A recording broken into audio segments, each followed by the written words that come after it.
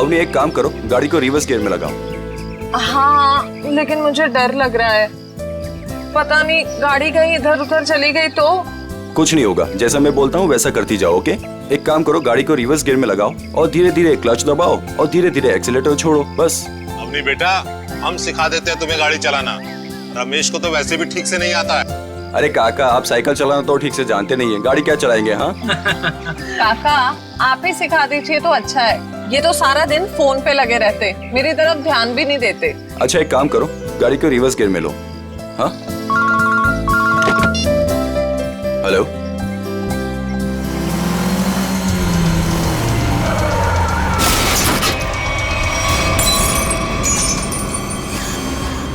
अवनी, ये तुमने क्या कर दिया? हाँ, बदबू कहां से आ रही?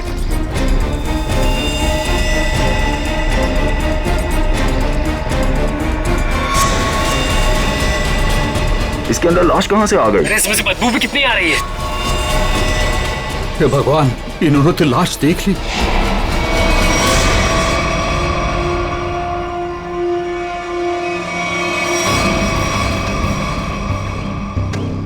इस मूर्ति का बेस तो एकदम अच्छे से बनाया गया है, कोई लापरवाही की गई ऐसा लगता तो नहीं है।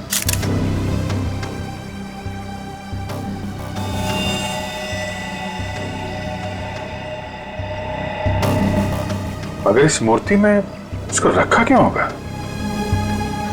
और वो भी ऐसे चहल पहल वाली कॉलोनी के बीच में रखी गई मूर्ति, वो भी ऐसे कॉलोनी के बीचों बीच जहाँ पे इतनी चहल पहल है।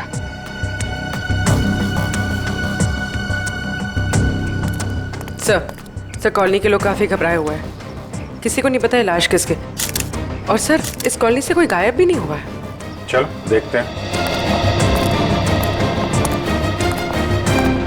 आप लोग प्लीज इन बच्चों को अंदर घर भेज दीजिएगा, ये सब देखना सुनना इनके लिए अच्छा नहीं। प्लीज बच्चों, घर जाके खेलो, जाओ। माँ, आजोबा की मूर्ति में क्या था और उससे इतनी बदबू क्यों आ रही थी?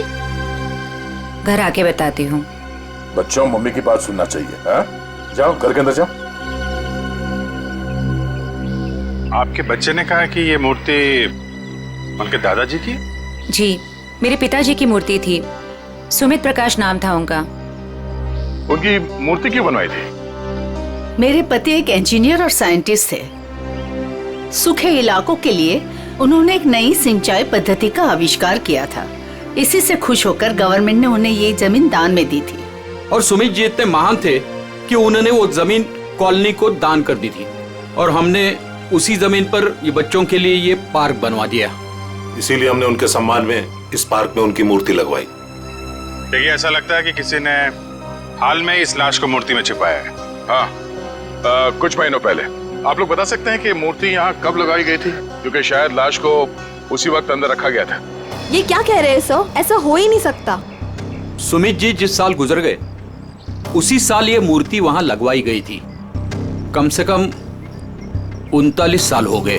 39 साल पहले? तो ये हो सकता है कि जब हाल फिलहाल में मूर्ति बदली गई हो या फिर इसकी मरम्मत की गई हो, तब ये लाश इसमें डाल दी गई हो। जी नहीं, जब से ये मूर्ति लगवाई गई है तब से ना इसकी मरम्मत हुई है और ना इसे बदला गया। ऐसे कैसे हो सकता है? कुछ महीनों पहले मरे हुए आदमी की लाश इतनी पुरानी मूर्ति के अंदर कैसे हो सकता है? शायद ऐसा हुआ हो कि रात के अंधेरे में ये काम हुआ हो और आप लोगों को पता नहीं चला। पूर्वी, जरा वॉचमैन से पता करना। सर, इस कॉलोनी में करीब 200 फैमिलीज रहती है। अगर किसी ने रात को पुतला बदला होता, किसी ने तो देखा होता, लेकिन यहाँ तो किसी ने कुछ देखा ही नहीं। सर, यहाँ पर 2 वॉचमैन है, एक दिन में ड्यूटी करता है और एक रात में, और दोनों का ही कहना है कि किसी ने भी मरम्मत का काम होते हुए नहीं देखा। कमाल है, अगर कोई काम हुआ नहीं है तो फिर ये लाश मूर्ति के अंदर आई कैसे? सचिन, 39 साल पहले ब्रॉन्ज की मूर्ति खड़ी की गई हो, तब से लेकर आज तक ना किसी ने उसकी मरम्मत की, ना उस मूर्ति को बदल दिया। हाँ सर, 1976 की बात है सर। हाँ, और आज उस ब्रॉन्ज के पुतले के अंदर मिलती है एक लाश, और कॉलोनी के 40 लोग कहते हैं कि उन्होंने कुछ देखा तक नहीं। कैसे हो सकता है? मूर्ति के अंदर लाश? 2 ही तरीके आते हैं मेरे दिमाग में। या तो पुरानी मूर्ति के अंदर लाश रखी या फिर नई मूर्ति बनाकर उसके अंदर लाश डालकर उस नई मूर्ति को पुरानी मूर्ति की जगह रखी गई और पुरानी मूर्ति गायब कर दी गई होगी। सर लेकिन ब्रॉन्ज की नई मूर्ति बनाने के लिए तो कई दौर से गुजरना पड़ा हो। पहले तो उसने प्लास्टर ऑफ पेरिस का ढांचा तैयार किया होगा, फिर उस ढांचे से उसने नया सांचा तैयार किया होगा, और फिर कम से कम 1200 डिग्री सेल्सियस पे उसने उस ब्रॉन्ज को पिघलाकर उसमें डाला होगा, और फिर उसके टुकड़े किए होंगे। टुकड़ों को फिर वेल्डिंग करके जोड़ा गया होगा, फिर मूर्ति तैयार होगी तो उसे खड़ा कर दिया गया होगा। ये कुछ चुटकी भर में थोड़ी होता है, बहुत टाइम लगा होगा, बहुत टाइम लगा होगा। और सर लाश को मूर्ति में रखा गया होगा, मूर्ति को कॉलोनी में लाया गया होगा और फिर पुरानी मूर्ति की जगह रखा गया होगा। पूर्वी इतनी बड़ी मूर्ति कोई गोदी में उठाकर तो नहीं ला सकता, उसे लाने के लिए ट्रक या फिर कोई बड़ी गाड़ी लाई होगी। उसके साथ साथ उसे खड़े करने के लिए क्रेन लाया गया होगा। इतना सब अगर हुआ है फिर भी कॉलोनी के लोग कहते हैं कि उन्हें कुछ मालूम नहीं, ऐसा कुछ हुआ ही नहीं। सर फिर तो पहला वाला तरीका इस्तेमाल किया गया होगा सर। बॉडी को कॉलोनी में लाया गया होगा और फिर मूर्ति में रख दिया गया होगा। मूर्ति को लेटाया गया होगा, उसके बाद उसके अंदर लाश को रखा गया होगा और फिर उसे खड़ा भी किया होगा। कैसे हो सकता है, कैसे हो सकता है ये? सर इतना अजीब तरीका लाश को ठिकाने लगाने का, खूनी को ये सब करने की जरूरत क्या थी? वही तो, इतनी तकलीफ क्यों? लाश को ब्रॉन्ज की मूर्ति के अंदर ही क्यों? कोई ना कोई वजह तो जरूर होगी, पर है कौन ये? है कौन ये? लाश है किसकी? कैसे मरा ये? मरा या मारा गया? इस आदमी की उम्र 45 साल है और इसकी मौत इसके सर पे लगी चोट की वजह। अरे sir sir sir sir Hindi में बोलेंगे तो मुझे भी समझ में आएगा। क्या बोल रहे हैं? इस आदमी की उम्र 45 साल है और इसकी मौत इसके सर पर लगी हुई चोट की वजह से हुई है। ये हुई ना मैम, थैंक यू। और कुछ और बता सकते हैं? कोई जादू है, चुटकी बजाऊंगा हो जाएगा? अरे कोई जादू है जो चुटकी बजाऊंगा सब कुछ हो जाएगा? मन तो करता है चुटकी बजा दूं ये आदमी गायब हो जाए। क्या बोले तुम? मतलब मैं कह रहा था सारुंके साहब, आप चुटकी बजा दे तो केस सॉल्व हो जाएगा। कितना किया है, ये तो कुछ भी नहीं है। हाँ लेकिन अभी मेरा चुटकी बजाने का मूड नहीं। ठीक है तो मैं उधर बजा लेता हूँ चुटकी। किधर चले जाते? हाँ देखिए आप, तारिका जी।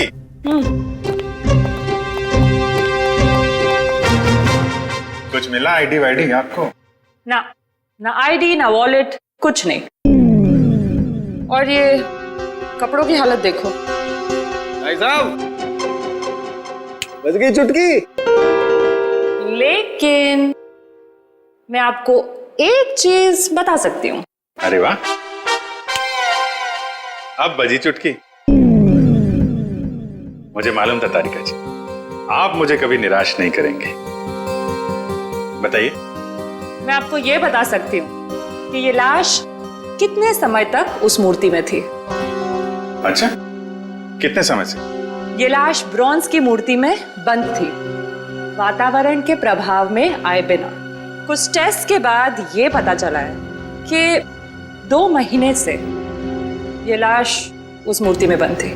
ओह, मतलब इस आदमी का खून 2 महीने पहले हुआ है? लगता तो ऐसा ही है। लेकिन सर किसी ने इस लाश को देखा किसी ने उस मूर्ति में रखते हुए? कॉलोनी वाले बता रहे थे कि मूर्ति 39 साल पुरानी है। डॉक्टर साहब आप ये बता सकते हैं ये मूर्ति नई है या पुरानी है? ये मूर्ति 39 साल पुरानी नहीं है, नई है। ओह, मतलब इस मूर्ति को वहां पे ट्रक में लाया गया होगा। किसी ने ट्रक को देखा कैसे नहीं? मुझे नहीं पता।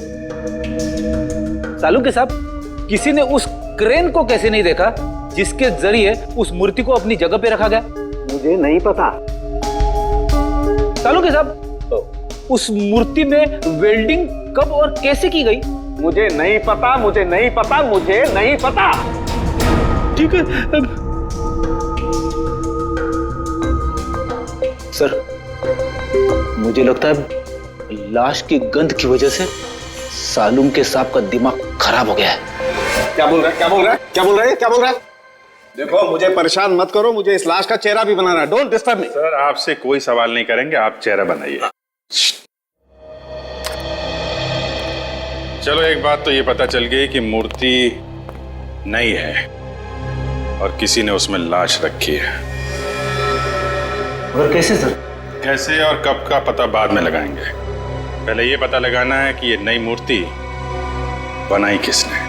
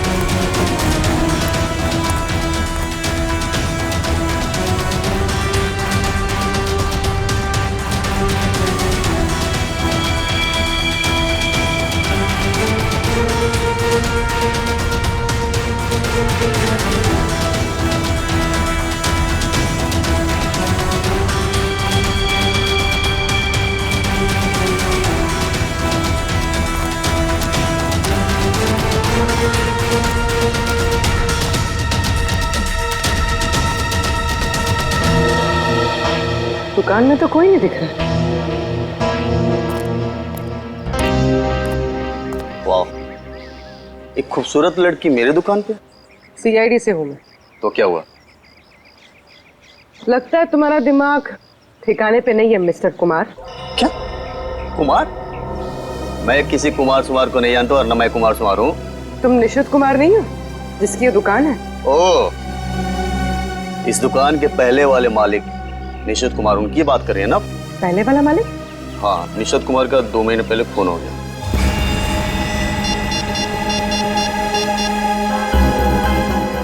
Hello Abhijit sir.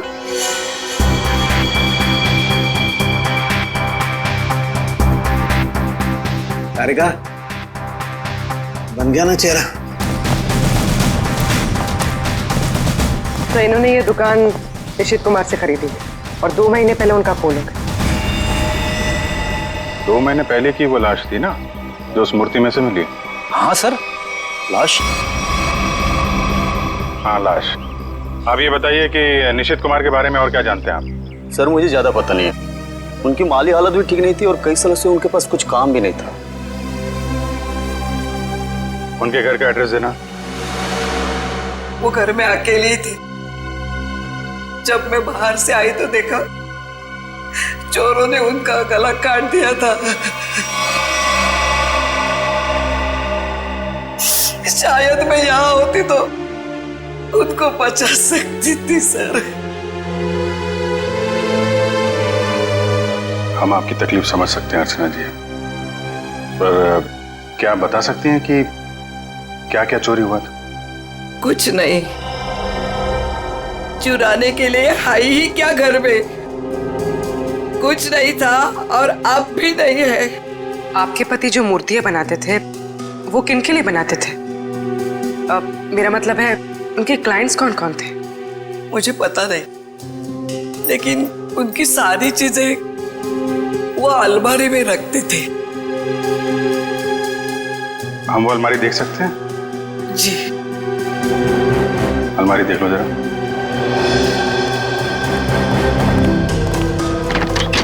अर्चना जी, ऐसा भी हो सकता है कि ये चोरी का मामला ना हो। मैं समझी नहीं सर कुछ। निशित जी का कोई दुश्मन भी था जो उनकी जान लेना चाहता हो? सर मामूली सा शिल्पकार, उनका दुश्मन कौन हो सकता है?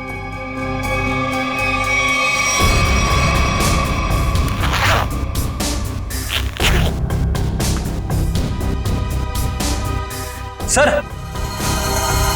हाँ बेट।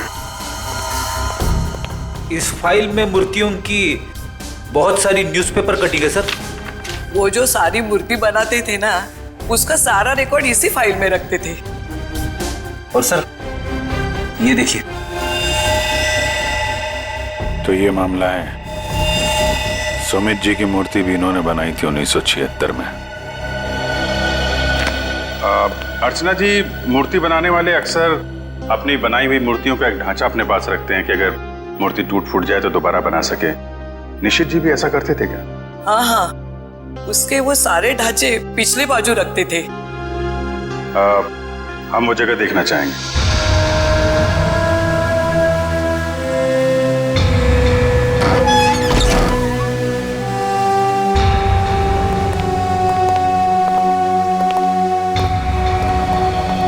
सर, आप सब देख रहे हैं ना, ये उनकी पूरी जिंदगी की कारीगरी है। उन्होंने जितनी भी मूर्तियां बनाई थी उन सबका एक एक ढांचा यहाँ है।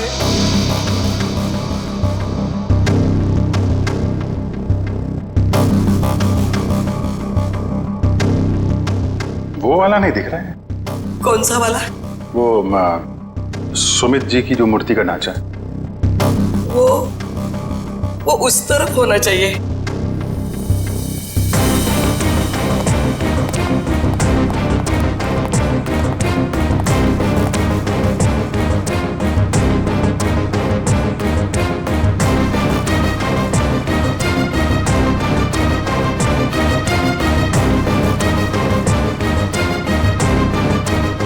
आप क्या देख रहे हैं?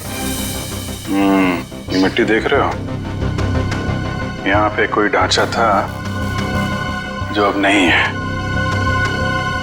अर्चना जी, हाँ, वो सुमित कुमार जी की मूर्ति का ढांचा यहीं पे था? हाँ, यही था। ले गए। सर, आपका मतलब उन चोरों से थे नहीं? सुमित कुमार जी की मूर्ति का ढांचा चोर चुरा के ले गए। निशित जी का खून इस ढांचे की वजह से हुआ है। लेकिन सर, सुमित जी की मूर्ति का ढांचा चुरा के चोर क्या करेंगे? उस ढांचे की मदद से सुमित जी की नई मूर्ति बनाई गई और उस लाश को उसमें डाल दिया गया। लेकिन सर, हमें कैसे पता चलेगा वो लाश किसकी है? साड़ू के साहब लगे हैं ना लाश का चेहरा बनाने में। एक बार चेहरा बन जाए, सारी कहानी सामने आ जाएगी। हाँ डॉक्टर साहब, बन गया चेहरा?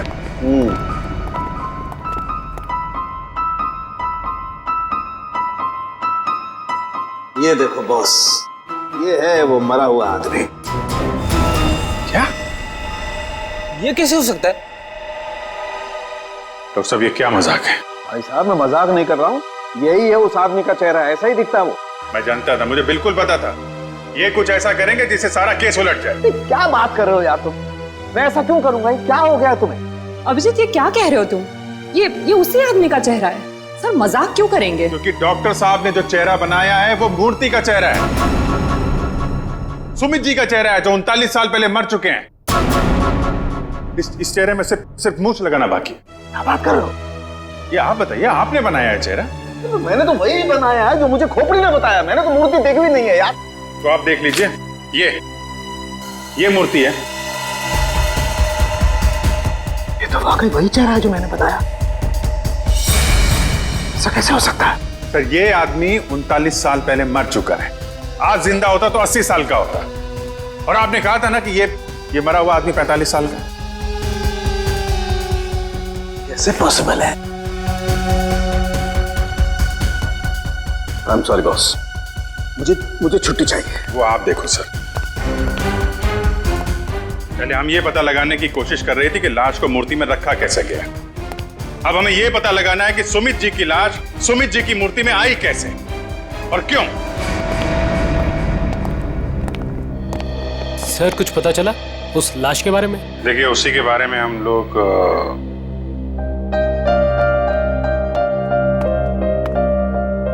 बच्चों, हमें आपकी नानी और मम्मी से कुछ जरूरी बात करनी है।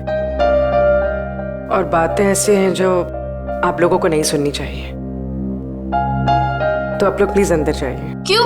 हम क्यों नहीं सुन सकते? ये बड़ों की बातें हैं, बच्चों का कोई काम नहीं। हमें पता है, हमारे आजोबा की मूर्ति में से लाश मिली है ना। आप उसी के बारे में बात करने आए हो ना? हाँ, और कुछ जरूरी बातें हैं। आप लोग अच्छे बच्चे हो ना? प्लीज अंदर जाओ।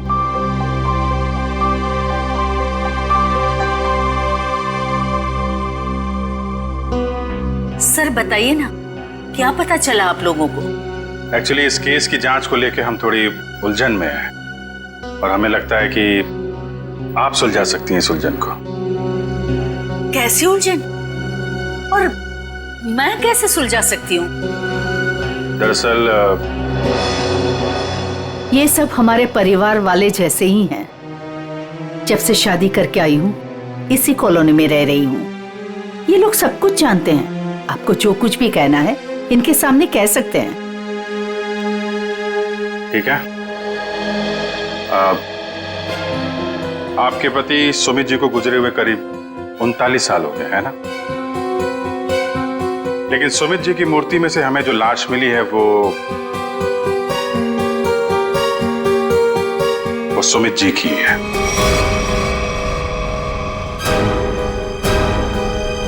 ये कैसे हो सकता है? ऐसा ही हुआ है, ये देखिए।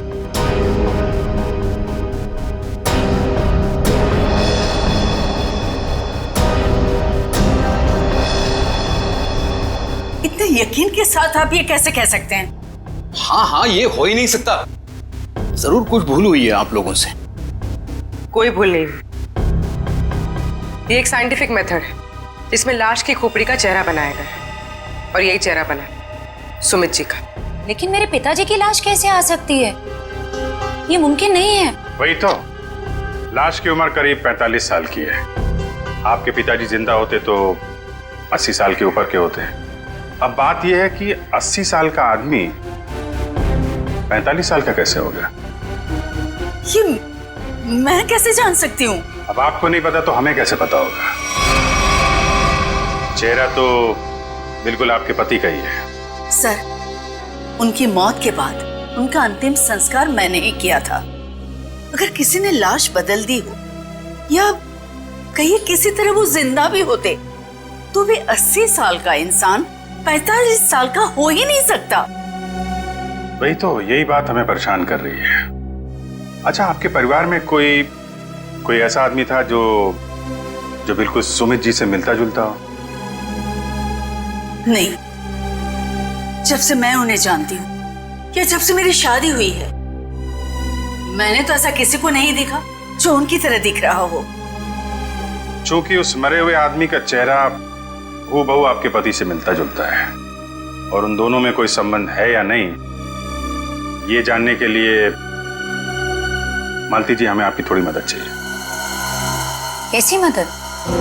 अगर आपको बुरा ना लगे तो हमें आपका डीएनए उस मरे हुए आदमी से मिला के देखना होगा। यही एक तरीका है सच्चाई को जानने का।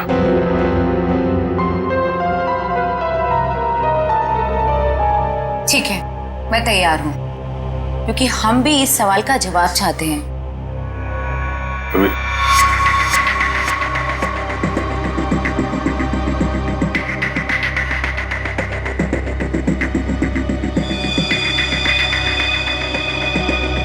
Thank you.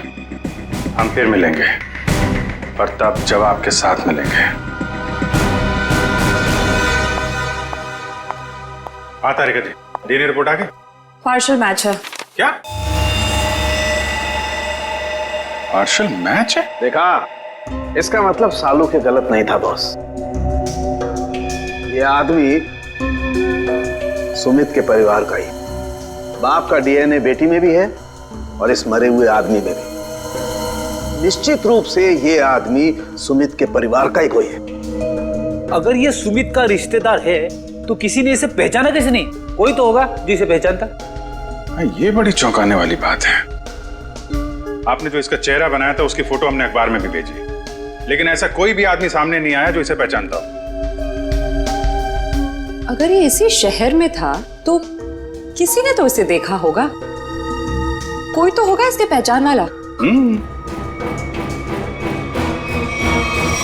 तारिका जी, आप तो जीनियस हैं। ऐसे क्या कह दिया मैंने? केस सॉल्व कर दिया। हो सकता है ये आदमी इस देश का हो ही ना। हो सकता है कि मरने से कुछ समय पहले इस देश में आया। ओह, इसीलिए किसी ने इसे पहचाना नहीं। हाँ, पिछले 2-3 महीने की इमिग्रेशन रिपोर्ट्स चेक करनी होंगी हमें। पंकज, आज के अखबार में मैंने अपना राशिफल देखा। जानते हो क्या लिखा था उसमें? क्या था सर? बहुत जल्द नौकरी में बदलाव होगा। इसका मतलब जानते हो? हाँ सर, ये तो बहुत दुख की बात है। आपका डिमोशन होने वाला है। आपकी पोस्ट तो मेरे से भी नीचे होने वाली है। क्या बोलता है? अरे इसका मतलब है मेरा बहुत जल्द प्रमोशन होने वाला है। हाँ, पिछले 1 हफ्ते से मुझे ऐसा ही लग रहा है। लेकिन मुझे ऐसा नहीं लग रहा है। क्यों? सर अभिजीत सर ने बिल्कुल सही पता लगाया सर। इमिग्रेशन रिकॉर्ड से उस मरे हुए आदमी का चेहरा मैच कर रहा है सर। गुड, मिला है सर।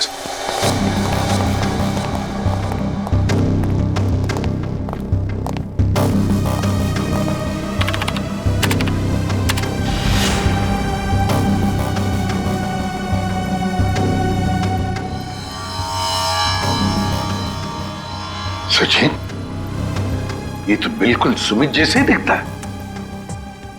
इसका नाम ब्रेंडन है, उम्र 45 साल और 2 महीने पहले यूके से आया था सर।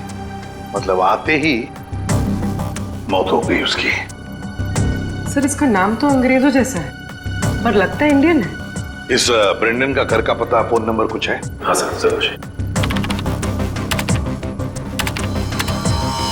पूर्वी, इस नंबर पे फोन करो। घर का ही फोन नंबर होगा ही। उसके माता पिता से बात करो, मगर सावधानी से। शायद उन बेचारों को पता भी नहीं होगा ब्रेंडन के साथ क्या हुआ है। और देखो बातचीत में कुछ पता चलता है क्या इस ब्रेंडन के बारे में। सर। हाँ सर,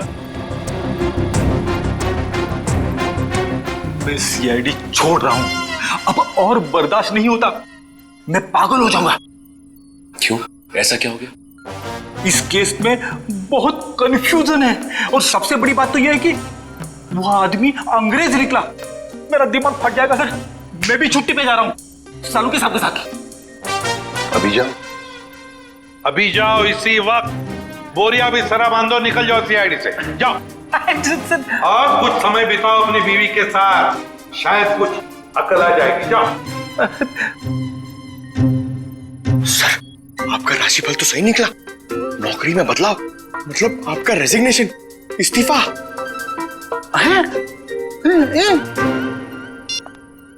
सर। हाँ पूर्वी, बात हो गई? हाँ सर, एक और चौंकाने वाली बात पता चली। क्या? सर, ये ब्रेंडन सुमित का बेटा था। ब्रेंडन सुमित का बेटा है? वो कैसे? उसकी पहली शादी से। सुमित ने बियाट्रिस नाम की एक अंग्रेज औरत से 1970 में शादी की थी। बेटे को जन्म देते हुए वो औरत मर गई। बीवी की मौत के बाद उसका दिल टूट गया और वो अपने इस बेटे को लेकर इंडिया वापस आना चाहता था, लेकिन उसकी बीवी के घर वालों ने बच्चे को आने नहीं दिया। इसलिए बच्चे को नाना नानी के पास छोड़कर वो इंडिया आ गया। और इंडिया में आने के बाद उसने अर्चना से शादी की और अपनी पिछली जिंदगी मिटा दी, किसी को कुछ भी नहीं बताया। और इसीलिए सुमित के इस बेटे ब्रेंडन के बारे में यहाँ पे किसी को भी कुछ पता नहीं था। Yes sir. हाँ, लेकिन ये ब्रेंडन इंडिया आया क्यों? क्यों आया ये? सर, अपने नाना नानी की मौत के बाद उसे अपने पिता के बारे में पता चला, तो अपने पिता के परिवार वालों के बारे में जानने के लिए वो इंडिया आया था। कोई आदमी अपने परिवार के बारे में जानने के लिए इंडिया आता है और यहाँ पर उसका खून हो जाता है। नहीं नहीं नहीं नहीं, ये कोई और ही चक्कर है। सर, अब इस ब्रेंडन के खूनी तक हम कैसे पहुंचेंगे? शुरू से शुरू करके। सॉरी सर, आपका मतलब क्या था? एयरपोर्ट से पंकज, एयरपोर्ट से। जैसे ब्रेंडन एयरपोर्ट पर उतरा, पता लगाएंगे वो कहां गया, कैसे गया, किससे मिला।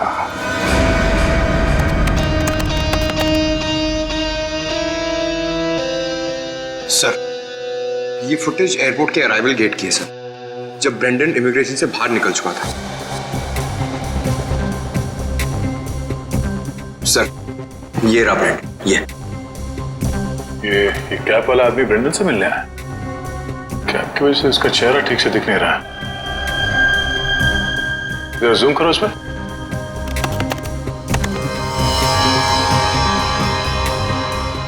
ऐसा लगता है कि जानबूझकर ये आदमी अपना चेहरा छुपा रहा है।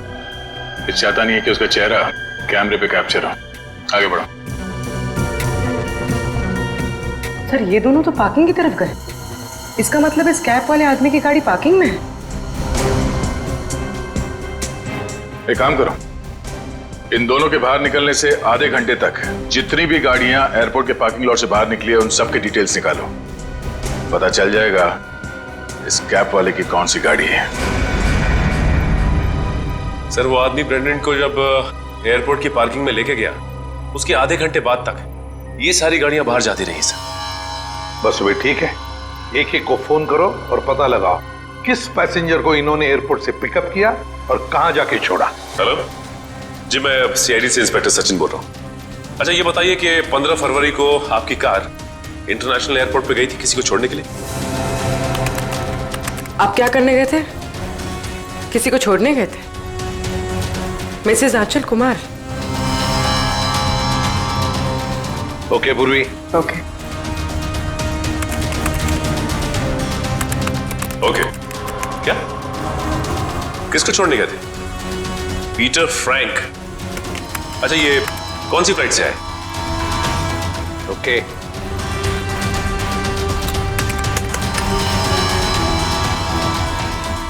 मिस्टर डिसिल्वा,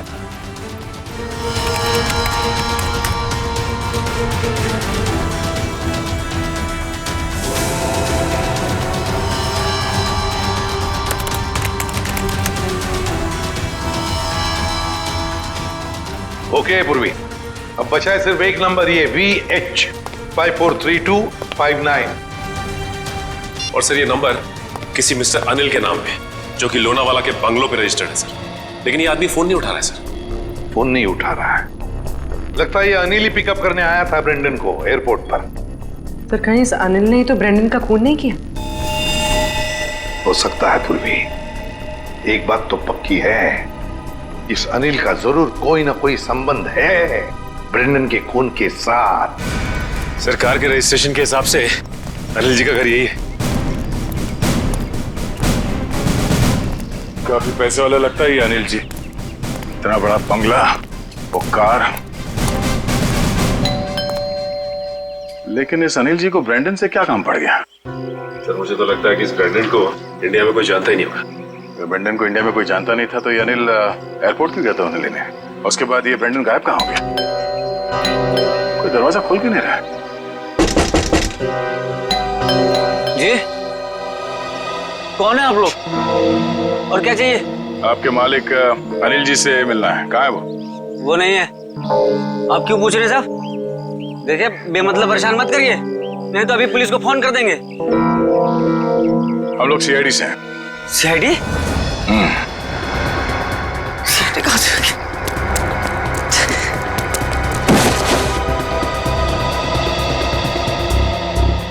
अब ये हमारे किसी काम का नहीं है। लगता है अनिल जी उसी तरफ है जिस तरफ ये भाग रहा है। चलो देखते हैं। हट, हट, हट।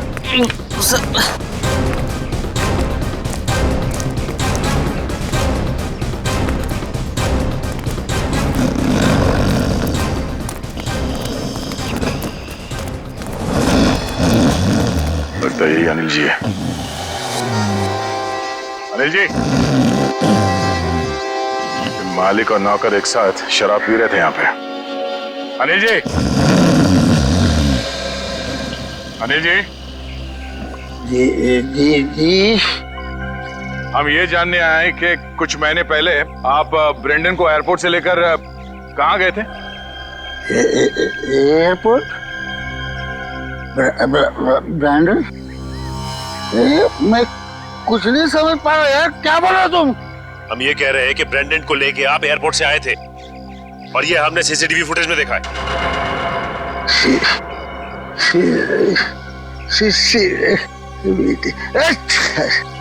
अनिल जी, आपकी कार कौन सी है?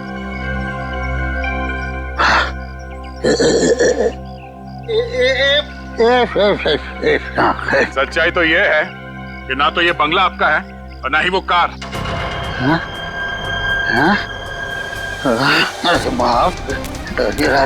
अब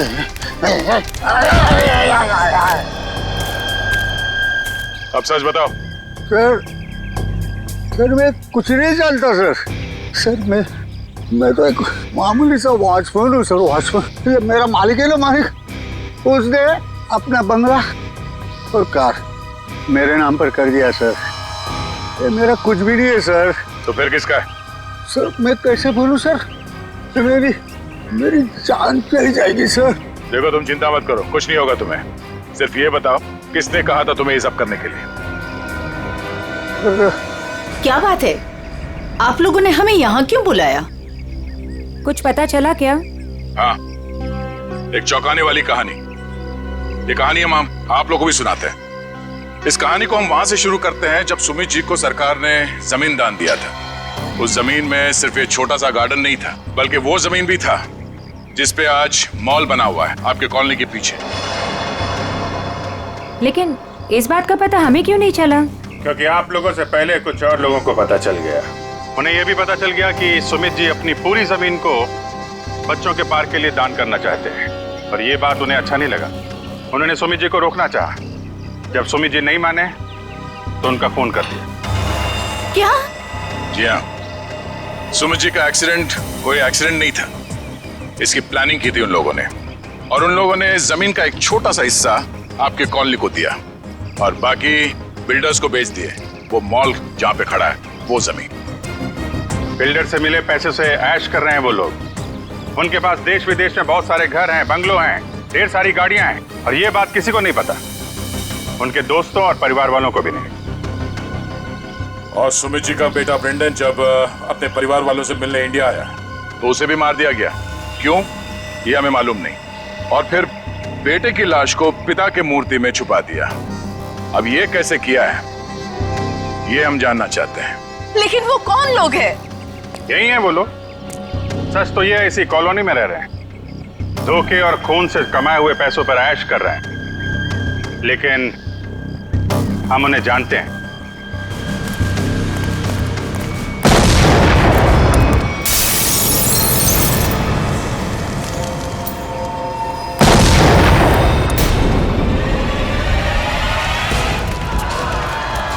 अजय को पीछे आइए जल्दी।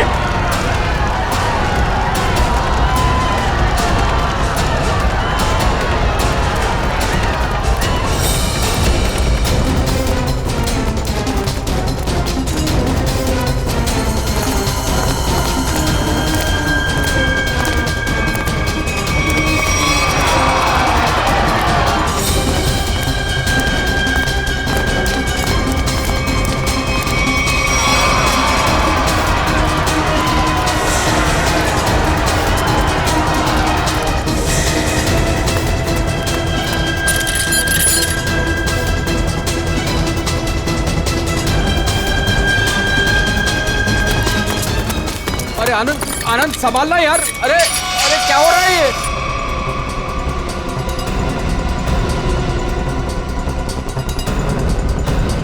कहाँ भाग रहे हो? अरे सर उतारिए हम लोगों को। सर मर जाएंगे हम। सर नीचे उतारिए प्लीज। सर हमने तो तुम दोनों का नाम भी नहीं लिया था। हाँ, मगर तुम लोगों के लोनावले वाले बंगले पे गए थे हम लोग। नीचे उतारिए ना। अरे तुम लोग तो वैसे ही गिरे हुए आदमी हो। सुमित जी और ब्रेंडन का खून किया तुम लोगों ने। नहीं सर, वैसे हमें पता चल गया, तुम लोगों को मालूम पड़ गया था कि तुम्हारे करतूत के बारे में हमें पता चल गया। सर नीचे उतारिए प्लीज। इसलिए कॉलोनी वालों की जान को नुकसान पहुंचा है। हाँ? और अब उसका भगदड़ का सहारा लेके भाग रहे तुम लोग। सर उतारिए हमें। सर नीचे उतारिए प्लीज। नीचे उतारिए ना। मर जाएंगे सर। सर नीचे उतारिए ना।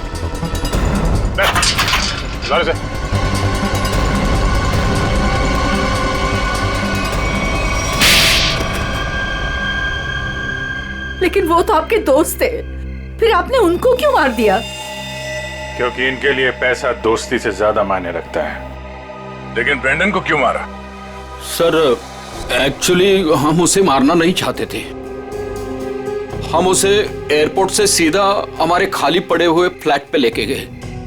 हमने सोचा था हम उसके बाप के मरने की झूठी कहानियां सुनाकर उसको यूके वापस भेज देंगे, और उसने हमारी वो बातें सुन ली थी जिसमें हमने सुमित को मारने का जिक्र किया था। इसके लिए उसको मारा सर। लेकिन उसकी लाश मूर्ति में क्यों छुपाई? हम नहीं चाहते थे कि उसकी लाश किसी भी हालत में सीआईडी को मिले। अगर हम उसे जलाते, दफनाते या किसी तालाब झील में उसकी लाश छोड़ देते तो एक न एक दिन तो लाश मिल ही जाती ना। फिर तो हम पकड़े जाते।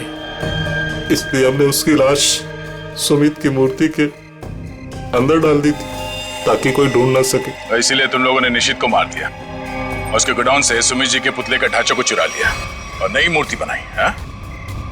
लेकिन तुम लोगों ने मूर्ति जब बदली तो कॉलोनी वालों को कैसे नहीं पता चला? वो सर, हमने एक दिन पूरे कॉलोनी वालों को रात के खाने की दावत दी थी और हमने उनके खाने में नींद की गोलियां डालती थी। अच्छा, जब सारी कॉलोनी सो गई तो पुरानी मूर्ति की जगह नई मूर्ति रख दी। अगर अवनी अपने कार से उस मूर्ति को ठोकर नहीं मारती तो इनके काले कारनामों से पर्दा नहीं हटता। लेकिन सच्चाई में एक ताकत होती है जो कभी छुपती नहीं, और जुर्म में भी वही कमजोरी होती है, वो भी कभी छुपती नहीं। इन्हें हमारे हवाले कर दीजिए, इन्हें सजा हम देंगे। हाँ सर, इन्होंने हमें धोखा दिया है, ये हमारे गुनहगार है। नहीं सर, हमें अरेस्ट कर दो, ये लोग मार डालेंगे। हमें अरेस्ट कर लीजिए सर। तुम्हें सजा देने का हक अगर हमारे हाथ में होता तो हम तुम्हें इनके हवाले कर देते। हमारे हाथ बंधे हुए हैं, वरना निखिल, पंकज ले जाओ इन्हें।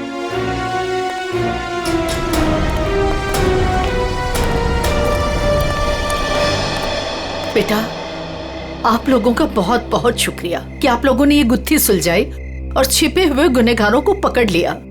ये तो हमारा फर्ज था, लेकिन हम पूरी कोशिश करेंगे कि मॉल की जमीन भी कॉलोनी को वापस मिल जाए। आपके पति का जो सपना था वो पूरा होके ही रहेगा। खुश रहो बेटा, खुश रहो।